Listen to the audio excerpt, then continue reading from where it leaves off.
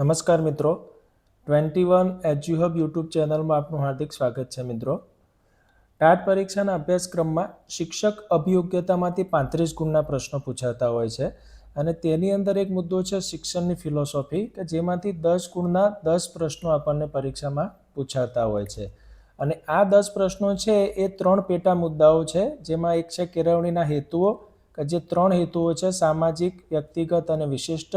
સાથે કેળવણીના સ્વરૂપો કે જેમાં ઔપચારિક, અનૌપચારિક, અધિક, નિરંતર અને દૂરવર્તી. શિક્ષણની વિચારધારાઓ, આદર્શવાદ, પ્રકૃતિવાદ અને વ્યવહારવાદ. તો આ 3 અગત્યના પેટા મુદ્દાઓમાંથી આપણને 10 MCQ પૂછાતા હોય છે. મિત્રો, તો આપણે આ તમામ મુદ્દાઓનો સમાવેશ કરી અને પરીક્ષાલક્ષી ખૂબ જ અગત્યના IMP પ્રશ્નોની સિરીઝમાં આપણે વાત કરવાના છીએ. તો શરૂઆત કરીએ મિત્રો. પ્રથમ પ્રશ્ન છે આપણો કે પ્રકૃતિવાદી ચિંતક છે હર્બર્ટ સ્પેન્સર. તો તેમના મતે સંપૂર્ણ જીવનની તૈયારીના ઉદ્દેશને સિદ્ધ કરવા માટે અભ્યાસક્રમમાં કયા વિષયને સર્વોચ્ચ અને કેન્દ્ર સ્થાન આપવું જોઈએ? તો સાચો ઉત્તર છે મિત્રો સી, એટલે કે વિજ્ઞાન વિષયને સ્થાન આપવાની વાત કરી છે હર્બર્ટ સ્પેન્સરને. એમને એ બાબતની રજૂઆતમાં કીધેલું છે કે માનવ જીવનની જે આત્મરક્ષા અને તેની જે ભૌતિક જરૂરિયાતો છે એ સંતોષવા પ્રકૃતિવાદી અભ્યાસક્રમમાં વૈજ્ઞાનિક જ્ઞાન અને તેનો ઉપયોગ જે છે એ વિશિષ્ટ રીતે ફાયદાકારક બને છે. પ્રશ્ન 2 છે મિત્રો, કેળવણીના વૈયક્તિક અને સામાજિક હેતુઓ વચ્ચેના સંબંધ અંગે આધુનિક શિક્ષણશાસ્ત્રીઓ જેમાં ડૉક્ટર સર્વપલ્લી રાધાકૃષ્ણન મેકાઈવરનો સ્પષ્ટ મત શું છે? વૈયક્તિક અને સામાજિક હેતુ વચ્ચે કયા પ્રકારનો સંબંધ છે? તો તેમના મતે બંને હેતુઓ સિક્કાની બે બાજુ સમાન અને પરસ્પર કેવા છે? પૂરક છે, એટલે કે કોમ્પ્લિમેન્ટરી છે એકબીજાના. એનો મતલબ એ છે કે મિત્રો, સારા વ્યક્તિ વિના સારો સમાજ અને સારા સમાજ વિના સારા વ્યક્તિનો વિકાસ અશક્ય છે. એટલે કે આ બંને બાબતો કેવી છે? એકબીજા સાથે ઉપર આધારિત છે, પરસ્પરાવલંબી છે એકબીજા ઉપર, એમ કહી શકાય. પ્રશ્ન 3 છે વ્યવહારવાદ. તો વ્યવહારવાદમાં શિસ્ત જે છે તો તેનો ખ્યાલ મૂળભૂત કયા સિદ્ધાંત ઉપર આધારિત છે? તો વ્યવહારવાદમાં શિસ્ત વિશે વાત કરેલી છે કે મુક્ત વાતાવરણમાંથી ઉદ્ભવતી એક સામાજિક શિસ્ત કહેવાય, સોશિયલ ડિસિપ્લિન ઉપર ભાર મૂકવામાં આવેલો છે. મિત્રો, આદર્શવાદ, વ્યવહારવાદ અને પ્રકૃતિવાદ ત્રણેયની અંદર શિસ્ત વિશે અલગ અલગ જે મત આપેલો છે તે પૈકી વ્યવહારવાદની અંદર મુક્ત વાતાવરણમાં ઉદ્ભવતી શિસ્તની સામાજિક શિસ્ત ઉપર ભાર મૂકેલો છે. જોન ડ્યુના મતે બાળકો જ્યારે પ્રાયોગિક પ્રવૃત્તિઓમાં સહકારથી કામ કરે છે ત્યારે તેમના બાહ્ય દબાણ વિના આપોઆપ તેમનામાં એક સામાજિક શિસ્ત કેળવાય છે.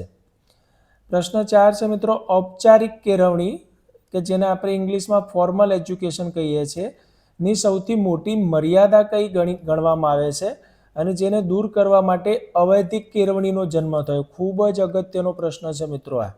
ઔપચારિક કેળવણીની કઈ મર્યાદાને દૂર કરવા માટે અવૈધિક કેળવણીનો જન્મ થયેલો છે? તો સાચો જવાબ છે કે ઔપચારિક કેળવણીમાં શું છે? જડ માળખું હોવાથી ઘડતર એટલે ડ્રોપ આઉટ અને સ્થગિતતા એટલે કે સ્ટેગ્નેશન જોવા મળે છે. તો આ દૂર કરવા માટે કઈ કેળવણીનો જન્મ થયેલો છે? અવૈધિક કેળવણીનો જન્મ થયેલો છે. કારણ કે ઔપચારિક કેળવણી એ 4 દિવાલોની અંદર વર્ગખંડની અંદર મળતું શિક્ષણ છે એક પ્રકારનું.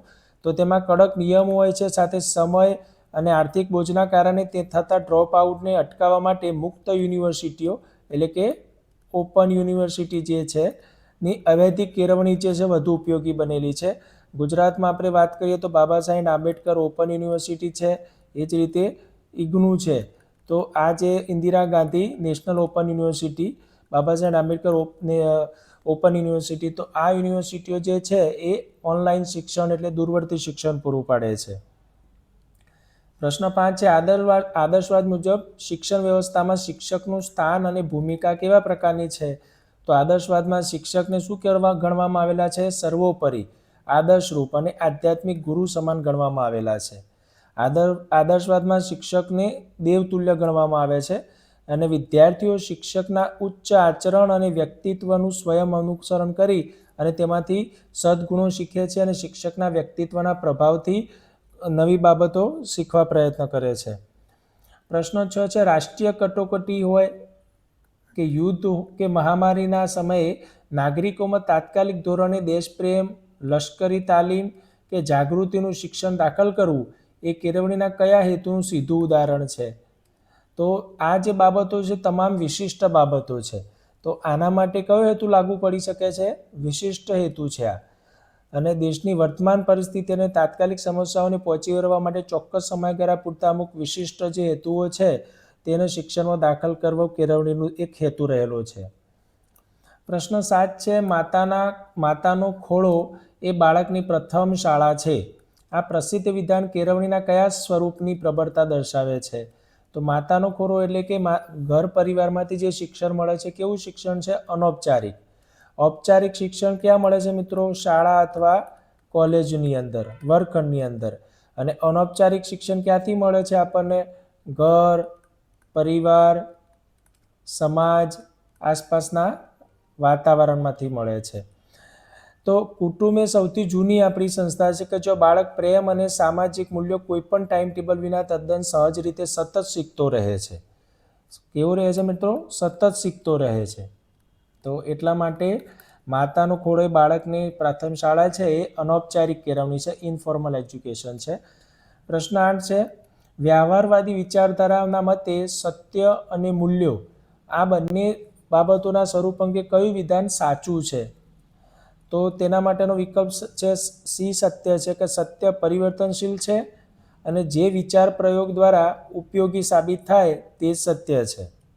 તો વિધાન જે વિકલ્પ સી છે એ આપણો સાચો ઉત્તર છે સત્ય અને મૂલ્યો માટે. વ્યવહારવાદ સનાતન સત્યને સ્વીકારતો નથી. માનવ અનુભવ, પરિસ્થિતિ અને પરિણામોના આધારે સત્ય અને મૂલ્યો સતત બદલાતા રહે છે. એટલે કે પરિસ્થિતિ પ્રમાણે અને વ્યક્તિની અનુભવના આધારે મૂલ્યો સતત બદલાતા રહે છે. પ્રશ્ન 9 છે, શિક્ષણમાં મૂળ વૃત્તિઓ, આવેગો અને બાળકની સહજ પ્રકૃતિને જ તેના વર્તન અને શીખવાની પ્રક્રિયાનું મુખ્ય ચાલક બળ માનતી વિચારધારા કઈ છે? તો બાળકની અહીંયા વાત છે જો મિત્રો પ્રકૃતિ, સહજ પ્રકૃતિની વાત આવે છે બાળકને, એટલે કયો વાદ આવી જાય છે અહીંયા? પ્રકૃતિવાદ. એટલે બાળક પોતાની જે સહજ પ્રકૃતિ પ્રમાણે સતત શીખતો રહે છે. એટલે કે મનોવૈજ્ઞાનિકોના મતે બાળકના જન્મજાત જે આવેગો અને મૂળ વૃત્તિઓને દબાવવાને બદલે તેનું શુદ્ધિકરણ અથવા તો ઉર્ધ્વીકરણ કરવું એ જ સાચું શિક્ષણ છે. એટલે કે આ કુદરતી કેળવણીની વાત છે.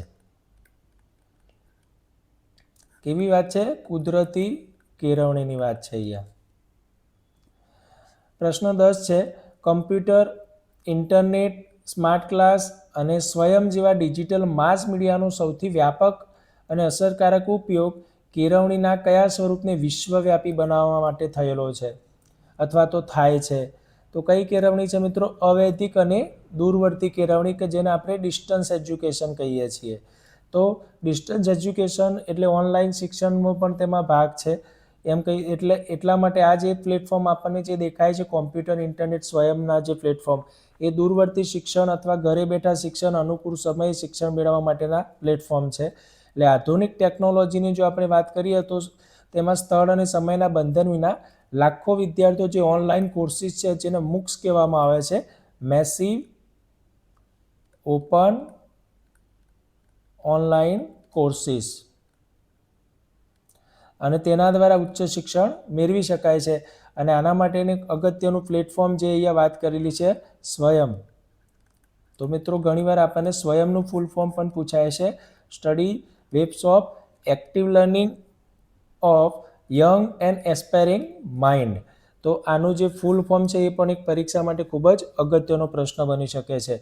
તો મિત્રો આ જે પરીક્ષાલક્ષી અગત્યના આપણે 10 પ્રશ્નોની વાત કરી છે, તમામ પેટા મુદ્દાઓનો સમાવેશ કરતા. આવા જ અગત્યના પ્રશ્નો સાથે આપણે ફરીથી મળીશું. આભાર.